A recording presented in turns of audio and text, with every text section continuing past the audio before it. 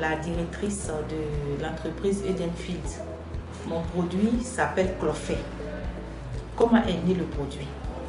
En 2015, j'étais allée faire des achats au marché d'Adjamé et vers 16 h, j'ai constaté des femmes déverser des cuvettes de tomates fraîches et de piments frais dans la poubelle.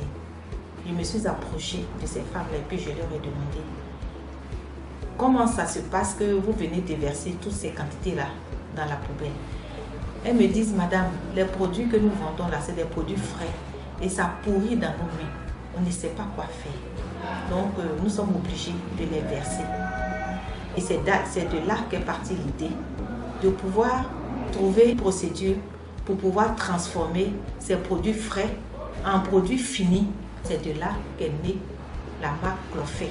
Clofet qui veut dire la douceur du terroir en langue baoulée. Ça veut dire ce qui est doux, le naturel en fait. Au moment où l'idée me venait, j'étais encore en fonction, je travaillais encore. Et donc je ne pouvais pas faire les deux à la fois. Et j'en ai parlé à mon époux et il m'a dit de finir mon travail, que lorsque je vais prendre ma retraite, ensemble, il allait m'aider pour monter le projet.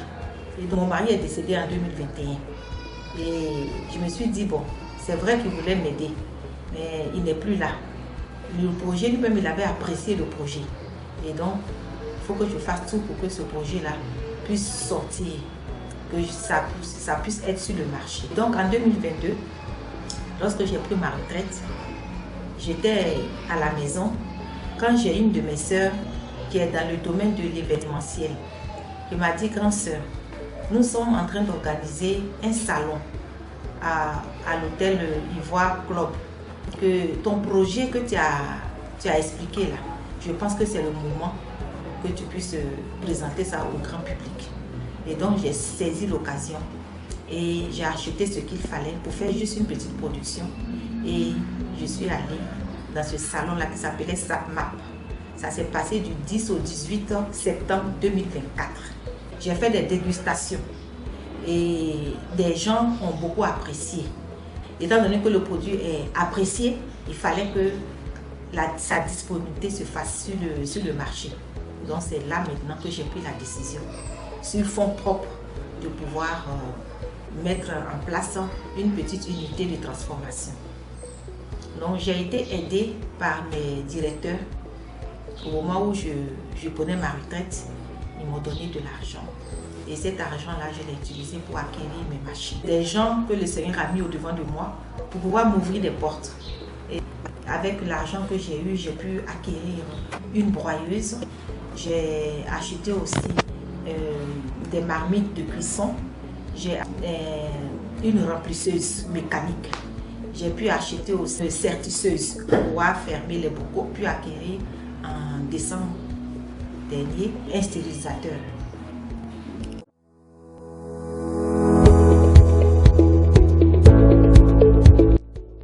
Pour pouvoir faire mes produits, je me suis attachée les services d'un laboratoire, de 2 laboratoires même, de la place. Le premier laboratoire qui m'a aidé pour la mise en place de mes sauces tomates, c'est le laboratoire l'ANEMA, qui est un laboratoire public que le gouvernement a mis en place pour pouvoir nous aider. Il est dans plusieurs domaines, mais dans le domaine de l'agroalimentaire, il nous assiste aussi. Donc, quand je dois faire mes productions, l'ANEMA se déplace avec une équipe.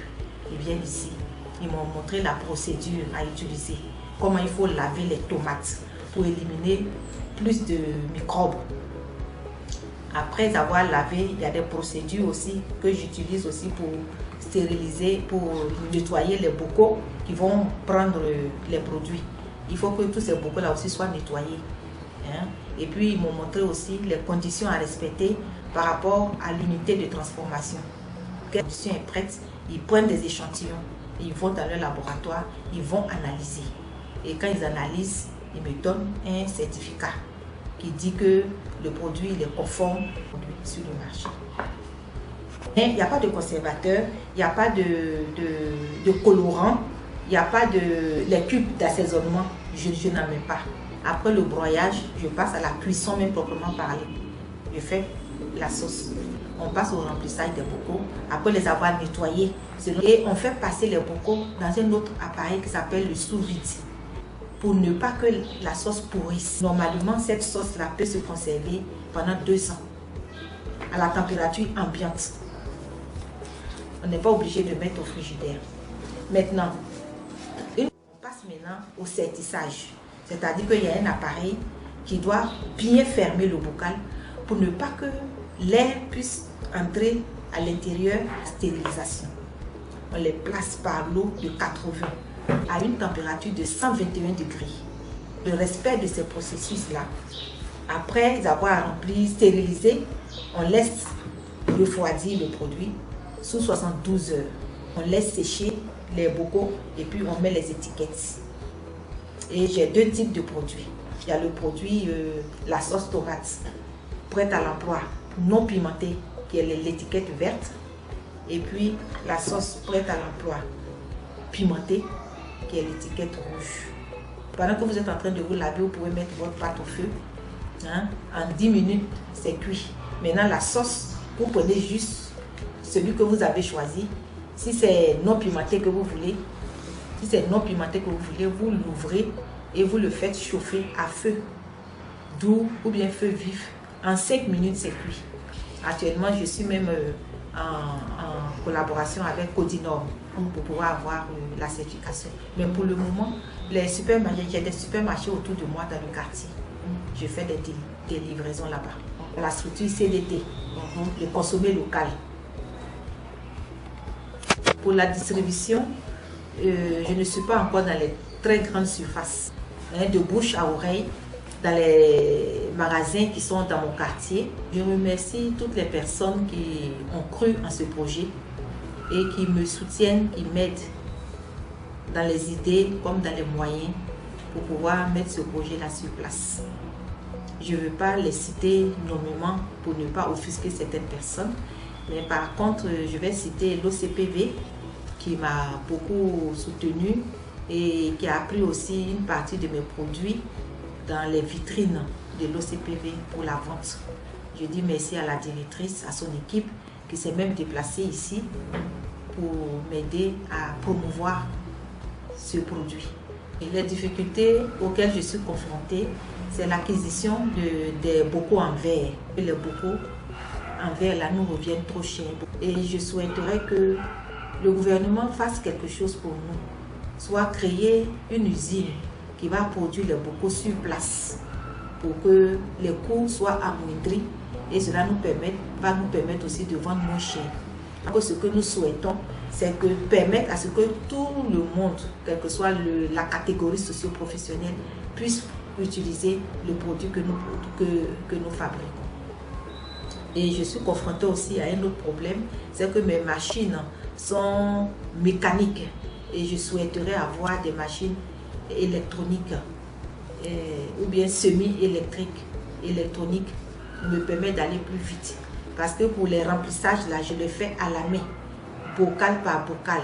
Je remercie toutes les personnes de bonne volonté qui ont cru au projet et qui m'ont aidé aussi bien financièrement que par les idées. Et les remerciements vont à l'endroit de l'ANEMA, le laboratoire qui m'assiste, à l'endroit aussi de Fortune Agricola, qui est un autre laboratoire avec lequel je travaille. Et puis surtout, spécialement, mes remerciements à l'endroit de l'OCPV, qui est en train de nous aider, qui m'aide aujourd'hui à faire la promotion de mes produits. Merci à vous.